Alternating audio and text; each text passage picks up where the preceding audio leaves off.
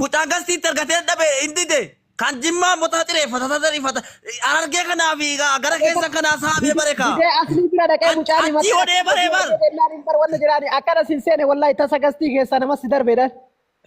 Bar mucaa gastii keessa darbe. Achii odee bare eddee waa baatee na harka isaa galtu malee barbaadu kan mucaan gastii tergatee dadhabee jennaan jechaadha achii ka'ee dhiisee jechaadha. Guyyaa tokko sasiliin jechaadha kottu baari golbay mucaa kana gargaarsimna isa namni jedhu jechaadha jala taa'e an keessaa baheera. Naa jatani miidiyaarra maal ta'u jedhe gargaarsiin mana keetti gargaarsiin jedhee malee maal ta'u jedhe miidiyaarra. Asilii waggaa meeqa gastii isaarra taa'e gargaarsisee maali gastii asilii irra taa'e maali gargaarsa irraa cite. Asilii waggaa meeqa gastii isaarra taa'e oo gastii isaarra taa'e maal. Asli fi maakii gastii isaarra gaafa gargaarsi jiru dhabdee beeta sheerriyaadin dhabdee beeta achirraa obboleessu. Takkaa dhabeen beekuudha amman immoo inni achitti naquu jedha achitti naquu ana ka'ee achitti naquu jedha. Gastii rool bayta asili waggaa beeka kan geemii taphataaru geemii cufee dhufee gastii isaarra taa'e ani naqu nan dhiibame nan cunqurfame daariitti galfame gottu daarii irra sararraa darbami kufeedhi sidaa kuftee kufeedhi amma rabbisi cabsee addunyaa irratti namni addunyaa irratti cabe yoo fayyabbu kottu rabbisi haa kaatu jedhi yaa aasaa sababa difrinnatii si qabbu. Habibi maal jara ennaa asliin kottu gurbattiin gargaarsifne jala kana taa'ee gossaa fayyada. Nan dhiibame rakkootti cunqurfame sheerriyaadii fayyinatti callise kuroo sanam nakkaa jettu mana boo'ichaara qabar takka asiliidha oonam darrabse dhufee gastii taa'ee ookaanii oonamni waa'ee gara isaa dubbates ahizoo ijoollee koo jedhu agartayittu inni yoo namni sobdee jechaadha ittiin fooloo waddifachuudha. Kottu maal busan malteen dhiisaa kan koo rabbi dubbataa dhala taa'e. Rabbi isaa kaasu yaa. Afisoo dhageeffadhu dheengadda waan naan jedhe nadda walee maan naan jedhe beeta isin waraanni dimtsi gorillaa kun dhugaaf dubbattaniiti duraanni beekaadha amma gandumma galtammoo maal inni sheerri ani qarqaarsa kana qarqaarsaan argee fi qarqaarsa sirkaa akka ta'e san irratti aslii fi maakii sheerriyaadin affeeranii wayeemeen inni dubbifte anamaan dubbisu jedhee goyaa bara. Inni immoo maaliif beektaa inni dheengadda argeera naan mana farsoor feesee nu argeera maaliif beektaa gidduu kana gargaarsifamaan jiru. Josi katari jara asliitiif jara maakiitti tuttani xiqqoo faaworiyaa deemee jedhee jechaadha mootii sana naa kenna farsoo mootii sana kennaa kenni ciisaa dara kan hin dhaggeeffadha dhiisaa ciisee dhaggeeffadha adaa rabbii jedhaati nan dadhabaa jira bar waka baakan ushaa jedhi siisteemaa dhufee bara farsoo siin gallee barsi. Wallaahi ilaali mootii sana kennaa kenni hin ba'u sinnatti naan hin ba'a jedhee bar laaqaa qaam jedhiin. Abu Shakila. Waggaa beeka ijoollee isaa beekifi Facebook irraa argisaa bee ijoollee isaa bakka cabsitee seente bakka araa kiiloo maal namni cabsee seeneemi cabsamee seename cabee taa'uudha kanas inni maal ta'e inni. Aangorra waggaa dheeraa turaa ilmi namaa dhigaa maaliin jiraatane. Gurmaa yaaqii kolfaa akkasuma bilee. Amma moja taa'e sheeriyaa irratti callise sheeriyaa maal godhu shi miidiyaa ijoollee gubu maal godhu miidiyaa ijoollee of banatan rabbiin nama jaallattiisi namni siluma hin kufaa hin kaa eeme maatu qoma kuyla jaalala rabbiitti kana jaalalli isaa amma kufe namatti rabbi namatti xireesse barnaa taachuu fooloo naa godhaa namni nama faniin beektan wallahi isin nama sa'a 24 follow godhaa mi booba reesirratti follow godhaa akkanuma follow godhaa na isin jedhe wallahi fanii bakka namni fanii yoo haasaa nama nama korsiisa haasaa keessa nama korsiisa nama arrabsu jira follow godhaa akka hanke private raakaasiyee Accounting como? Ay. Akas follow gura mo yan.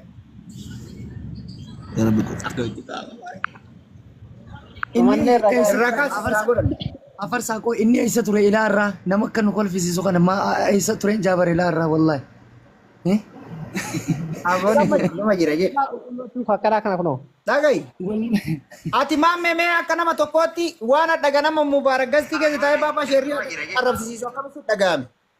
Alaikum laal salam. afarsa anna dhageeffadhu anamma siif usmillee bakkaan itti deeggaruun qaba bakkaan itti hin deeggarreen qaba waa'ee sila ganama kanarra yoo dhaabbannee kan dubbannu taate dhimmi kun dhimma amantaa seenu takkaffaa ulamaa islaamaa jechuun dhaaltuu hambiyaa jechuun ulamaa ibbuu jechuun agartuu ija musliimaa addunyaa bu'uudha oromoo osoo hin ta'in agartuu ija musliimaa addunyaa bu'uudha dhugaan jirus kan mubaarak foloo dila san qabate takkaffaa na dhageeffadhu an bar ana kiingii irraa ka'e ana irraa ajandaan ka'e okay akkaaniif namni isarraa dubbatee mucaan kiingii amma jettaniin akka namni isarraa dubbatee isa feemasa godhu gartee laal addunyaa kanarraa waan tokko na jibbisiisa namni arrabnillee irraan tolle hasilaa yoo nama arrabsillee irraa fokkisu namni amma asliin faa yoo nama arrabse arrabni isaa irraa bareeda afarsoo irraa bareeda usma irraa bareeda caalaa faa gara laafa faa irraa bareeda arrabni jara kan har'aa arrabni fokkotu eenyu yoo jettan mucaa kiingii amma jettaniin sanii fi ibsaatti jechaan nama akka laal saree wanta afaan sabee keessatti ol qabaan nama arrabsan gaafa nama arrabsan arrabni isaanillee nu jibbisiisa sii galee wallahi arraba nama jaalattu jira soo walumaa galatti mubaarak bakka san dhaqee ajandaa nanarraa kajaanii isa chitti bira qabanii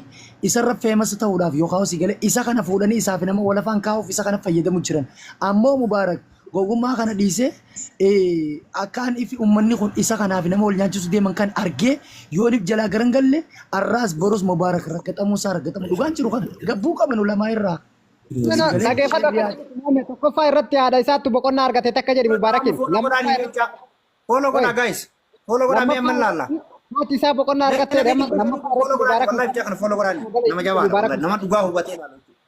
Mubaarak musammaa bara mana ofii mana isaatiitti ka waan biraa isaa jiru cufee dawwaltee waamanii ajandaa kana uummati. Baru ijoolleen obboleessoo mee dhageeffadhu sanii mititi. Fakkeenyaaf namni kun osoo nama erguu baatte ijoollee kun osoo mubaarakiif loluu baatte mubaarak ijaaratuu baateti. Nu amma fakkeenyaaf aslii fa'aaf lolta jedhanii aslii fi maakii mana keenya dhuftee gastii kenna seettoo gartee taate. Takkaa jala seetu. Wallahi hin jiru. Amma bara usmi yeena dhageeffadhu kana wallahi bar fuudhanii amma waan dubbannu jecha jaalala namni nu laala malee jara san bar namni kudhan hin laalu wallahi mubaarak dhufee gastii sana taaga nama dhageeffadhu lola guddaa amma banuu deema maaliif jennaan bakka ulamaan tuqatti wala hararge wala jimma wala jinni wala gabbaanee daaran dakkan dakka wal goon akka duraan kophatti namni onna jawu miti doon birbaalee kun faajjala sanii kadhachuu ture wallahi arguun ture sii galee mucaa tokko eenyu gaa maqaa isaan beeku ol seenee mubee jeen sii fi abbaa manaa kanaa isinittiin qaanfadhe jeen sababa keessanii ishee inni guddaan akkana dhufee ijoollee ruuzaree arabaa nyaattu xurii tanaan maqaan isaanii tuqamuu maqaan isaanii bakka kabajaan qabne kana maqaan dhawamu isin qaanfadhennaan itti goowanii itti iyyanii ka jaldeessa gad darban mubaarak muutirraas kaafateen dubbanne wallahi dhugaan siin jaa kanaafi yoo ulamaa irraa gabboonaa abbaa dhuunfaa farsoo arrabsanii usmee arrabsanii yoo isaan fedhiisan garuu ammoo shariyaa dibbuun agartuu ija uummata musliima bu'uudha kana dhugaan jiru kana liqimsuu qabdan uummanni jechuudha wallahi kana irratti hojjechuun hawaasa musliimaan laallata abbaa dhuunfaa nama amma asirratti baabaa shariyaa arrabsaa gargaarsi mana mubaarakitti haa deebi'u jedhamu kamisi. Afarsoo inni amma ka poolisii shaashee darban jedhu ana namni gad darbame. Namni gad darbame ana yeroo san. Waasi wallahi galatoom. Namni gad darbame. Dubbaddo. Namni gad darbame ana ila jeerana dhugaa jirtu dubbatuudhaaf bakka tuqanii bakka hunda nu tuqanii nu laalanii jiranii amma ammoo wanni shariyaat baabaadhaan nutti dhufe jechuudha. Cita mormaati abbaan fedhe jechuudha dayyuusa fedhe yoo ta'e abbaa ofirra namni callisu hin jiru. Abbaa keessaayyuu abbaa diinii irratti namni callisu takka hin jiru. Kanarratti nu ijoollee sikkoo mandoo qofa osoo hin taane hundi keessan gabbaatanii dubbatuu dandeettan. Eenyu malee kadhattuu ansoolaa giiftii baratte malee. Maaliif kana jedha beektanii? Oromummaa namarraa kennuu fi namarraa mulquu maarree wanni warri jettan tokko ila jaan akkisu yeroo hedduu gongoraadha. Maaliif jennaaniin mubaarak eeyyee an ammayyuu fidaa sheer irra godhaatin as keessa kaaya akkuma reebisaniittiin jedhaan mubaarak Oromoo miti. Oromummaa wanna ibsu waan takkarraan agarrean. Maaliif jennaaniin namni tokko waan Oromummaa isaa ibsu baay'ee qaba.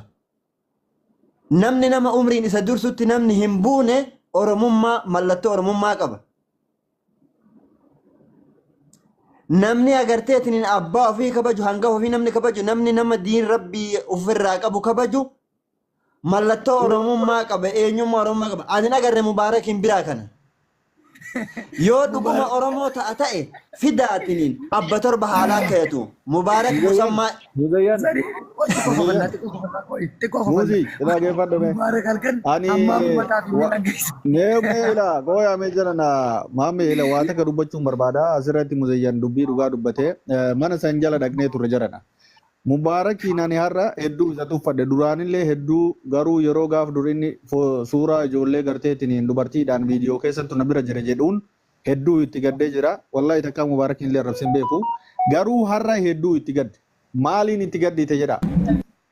Jarana namni tokko xiqqaachuudhaaf uummata xiqqaa keessa taa'ee nama guddaa xiqqeessuudha. Gasti ijoolleen ila laala dhaggeeffadha. Gasti ijoolleen xixiqqoon achi keessa teettee amma tokko ka turumbaddu jedhanii maal jedha? Keessa darbee sheeka agartee baabaa arrabsuuf jecha wayita dubartiin akkana jettu sheechichi bira taa'eetiin akkana hin jedhu jedhan. Jarana namni kun nama guddaadha. Nama Oromoon of dura laaltu. Sheeka kana gartee guddaa biyya takka keessa jiranii. Fidee gaafa sheek riyaada garteetiin suufa itti uffisee gurbaa kana ulfinnirra. Suufa itti uffisee kanaan dura viidiyoo argitaniitiin nama kana uwwisee kabaja inni qabuuf yaati ilma keenya jedhaniitiin akkasitti isa gabbaranii wayita achi keessa taa'anii ammoo tuyyuu ijoolleen xixiqqoon nama dhalaa bira taa'eetiin dhalaa kiristaanaa bira taa'ee akkana jedhu sheeka jettaniin jedhan isaan achi keessatti xiqqeessan bira taa'a.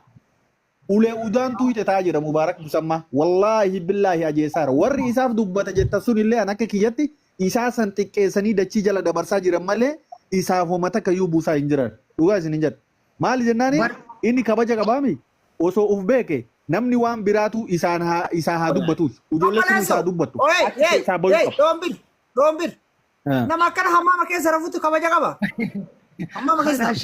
Yaa aboo namni kaa'ati beeki kaa'ela bara bartoo maaliif hin jedhe beeyta. Ati xiqqisoo isii xiqqoo sammuun sin dalagu hammaama keessa taa'aa namni kabaja qaba. Hammama lukaan utaalaa kataa kabaja qaba. Baabaa sheerriyaa hammama akkana keessa taa'aa. Nama akkana dhaqana garreen yaaki. Nama guddaa keessa yaaki mee nama guddaa. Nama guddaa nama isa kabaja qabu nama isa biri.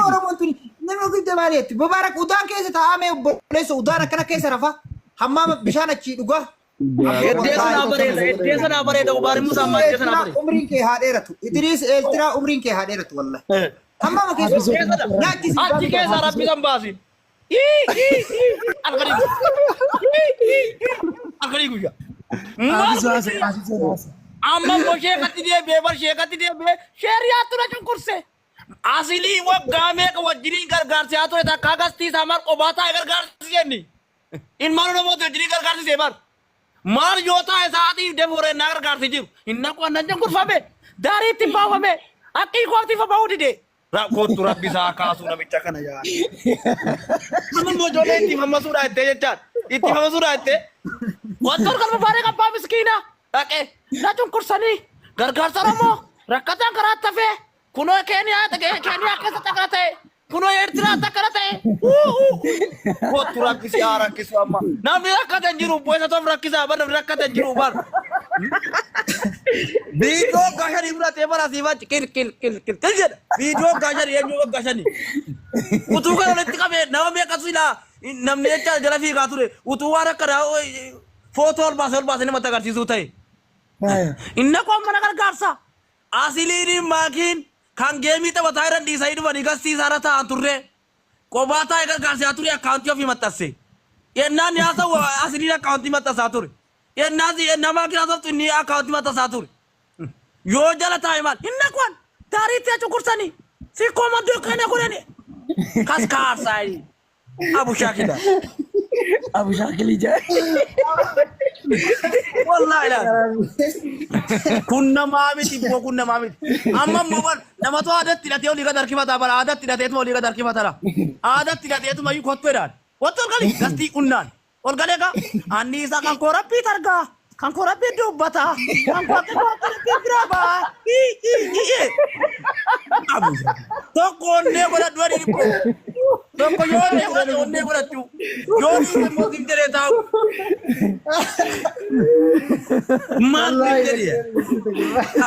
Assalamu alaikum warahmatullahi wabarakatuh. Hafarso mee takkaa carraan haa kenne dhiifama. Haasofni isaa dhugatti namatti tola. Qoosaa qaballee bareeda. Galatooma dhiifama guddaa naa godha xiqqoo biiziin jira. Maal jechuu barbaade anillee mee ni kolfalta inshallah. Maal jechuu barbaade dhugaa rabbii ardhan kalellee ardhallee mubaarak yeroo hundatti qaaneffanna.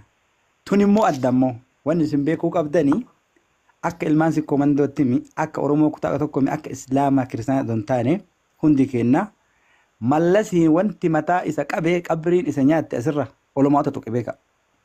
Ana misin shari'aatii bottaniime ani mubaarakiif booya. Namni agartee mallas bar hayyoota Oromoo tana hidhee Oromoo tana cafaacafee gaafa xumura isaa olumaata tuqe. Gaafa san qabriin mallas qotamte. Nama kana waan biraa nuu godhin jenneen shari'aatiin faarsiin jenneen. Mana san keessa taa'ee yeroo maayikii qabatee akkasitti ijoolleen baabaa shari'aatiin xiqqeessitu. Qanii mubaarakitti duulan nama hedduutu nama keenya keessaa gurdaan namni mubaarakii nurratti goobse baabaa shari'aa jedhanii nama komatantu jiraan keessa quba qaba. Nama komate gadi ba'ee shari'aatiin nama qeeqa jira nama keenya keessa.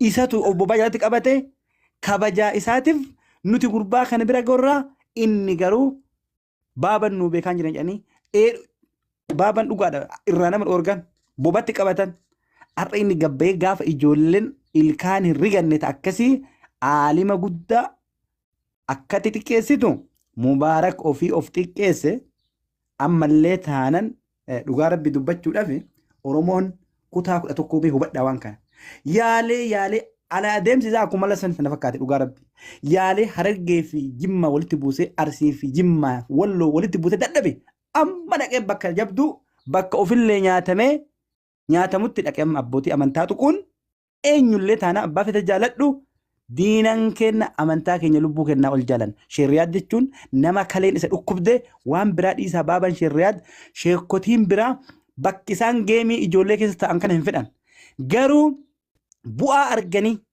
gargaarsa hawaasaa kana karaa hundaan hawaasni keenya akka gargaaramu arganii cal'isan yoo isaan nu wajjin kaleen dhukkubdee dhugatti isaa adii deemaaf nu biraa rafna yeroo hundaa laalaa dhahinee dadhabnee biraa rafna isaan akkasitti cinaachi osoo garagalu mana namaa keessa bulanii aboo mubaarak hin dhiyoota gaafa dhukkube imimmaan hin boone baaban shari'aat matatti imimmaan booyanii imimmaan isaanii viidiyoon ni jira har'a yeroo inni achi keessa taa'ee isa biratti arrabsani kun namatti dhagayamaa ammallee taanan kiyyaan kun osoo nama hin miine of miidhaa jira gabba'ee ijoollee inni har'a wajjin akkana godhatana wallaa irratti geemii taphataa jirti kalee gurra kiyya kana qabrii galuun arge wayita ahmad kiingin mana wayii keessa taa'ee haadha isaa akkana goonayanii sagalee wayii irratti haadha isaa akka goonan ta'u gurra kiyyaan dhage micaan har'a isa wajjin mana kana keessa taa'u kanaaf hundi keessanuu galatooma alfaadhaa hubadhaa jechuu barbaadetti mubaarakiin ijoollee ta'inna tuqaa jira isantu ajandaa barbaadaa girrigirri barbaadaa addaan baafadhaa ilaalaa jechuu barbaadetti hundi keessanuu galatooma alfaadhaa itti deebi'a.